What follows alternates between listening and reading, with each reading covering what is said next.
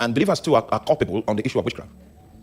Because in the house of God, one of the ways we know that a house is a house that God can identify with and use to fight his wars in the territory. One of the things that determines our corporate ranking before God is how pure our fellowship is.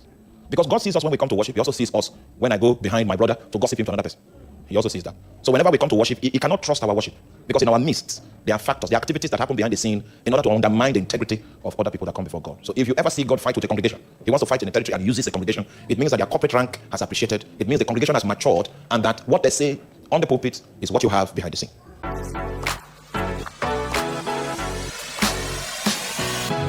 Gossip is one of the most fundamental ways of the practice of witchcraft.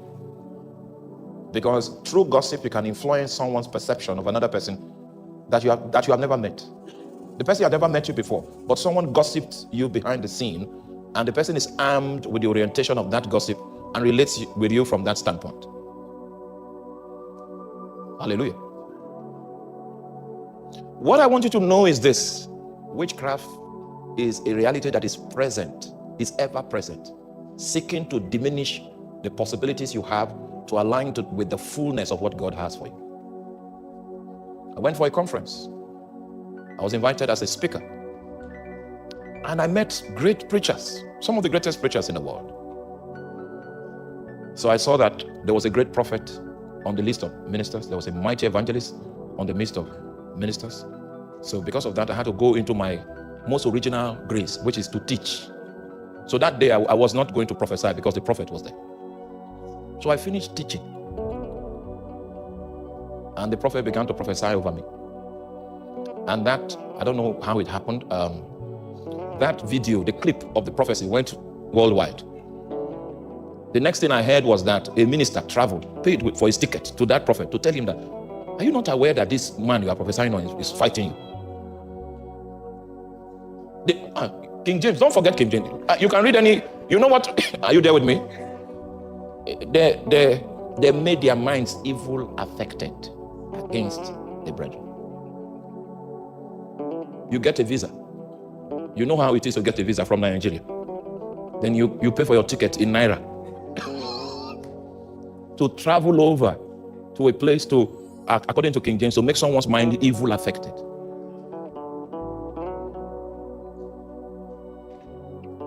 Meanwhile, the day I met that prophet was the first time in my life I ever saw him.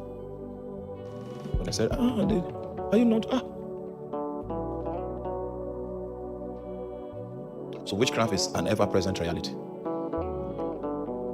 What was the cure? When witchcraft set in, how did the believer solve the problem? Verse 3, long time about day. That's the reason why we need to do some engagements for it takes long time to defeat the seeds that witchcraft has planted. So once in a while, we need to engage for 40 days, long time, so that the gestation period of witchcraft can be blotted out. Long time. Calls began to go from pillar to post. People started calling me and saying, this is what the prophet said. I said, well, I just met the prophet for the first time. And I don't know what the people told him, but I hope they have evidence for what they have said. And just in case they don't have evidence for what they have said, it's not something I can bother about. Long time. And believers too are culpable on the issue of witchcraft. Because in the house of God, one of the ways we know that a house is a house that God can identify with and use to fight his wars in the territory. One of the things that determines our corporate ranking before God is how pure our fellowship is. Because God sees us when we come to worship. He also sees us when I go behind my brother to gossip him to another person. He also sees that. So whenever we come to worship, he cannot trust our worship.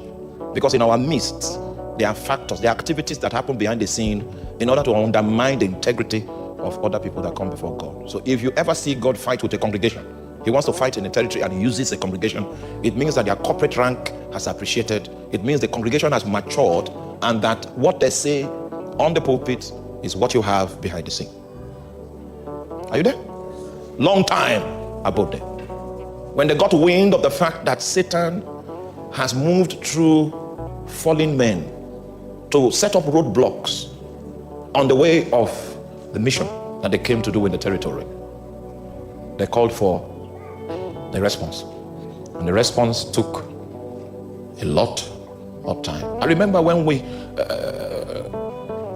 invaded my city. I was 27 years old. That's when we started. A young lad.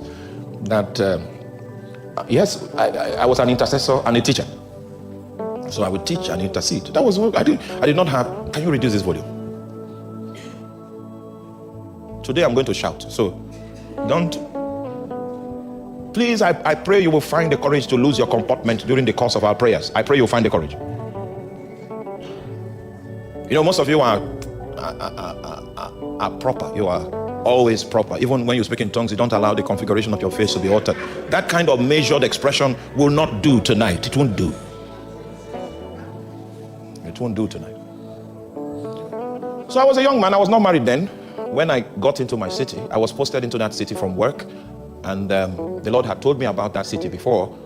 So we went into the cave for 1 year and prayed in tongues and fasted over the city for 1 year before we showed up. You know, you need to hide yourself before you show yourself. So when we showed up, we did the first conference, we did the second conference, and God began to break out. And people began to gather. And then God began to trust me with greater levels of the teaching and ministry. And before you know it, I was accused. And I got married. Came back from the wedding with a wedding ring. I was accused that my wedding ring was a magic wand that taps power from Satan. The devil will always invest to bend the minds of men. Whenever you notice that around your life, there must be a swift response. There must be a swift response. And that response is not a momentary response. It's a response that should take long time. If you don't respond, your life is going to be measured. When you are supposed to marry, you will not marry. When you are supposed to be healed, you will not be healed. If the surgery can work for other people, but when you go down the knife, it's death that will come to you. Satan wants to manipulate everything to ensure that the purpose of God that is anchored on your life never sees the light of day. So our warfare with this treacherous enemy called witchcraft, it was rooted in the ministry of the apostles. I know we are in America, and there is a temptation for us to think that because we are in the West, there are no witches here. That was what I thought. I'm going on break. Because the community where I did ministry, witchcraft was part of their culture. So I know all the marks of witchcraft. I've lived with people, prayed for people, taught people, delivered people that had yokes of witchcraft upon them. I came through JFK in New York. I saw all the marks of witchcraft at the airport. We are not... So I just came to enlighten you. There's darkness in the realm. And there is a decisive response that must come from the people of God. Some of the delays you experienced last year, you think they are natural. Are you there? Long time. About day. Speaking boldly in the Lord. So it means the Lord did not respond quickly. Because it didn't respond in the natural quickly.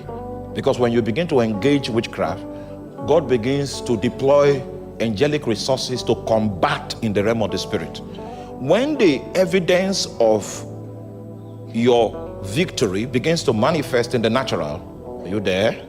When you begin to see signs, your victory has already been registered. So the Bible says that they spoke boldly in the Lord, and he gave testimony unto the word of his grace. That's what we are hoping to experience during the course of the conference. He will give testimony to the word of his grace. That means the word of his grace will produce results that will amount to testimonies. It means that God, what Satan wanted to achieve by blocking your path, God will release divine energy to undo the impact of the blockage he has set on your way, and he will give you a testimony. He gave testimony unto the word of his grace, and that's not all. He also, in addition to that, he granted signs, that signs and wonders be done by their hands. That means, oh my God, just miracles. That's the habitat of the believer. You dwell in miracles. Things that are impossible with other people, they find possibilities with you because he grants that signs and wonders will be done by your hand.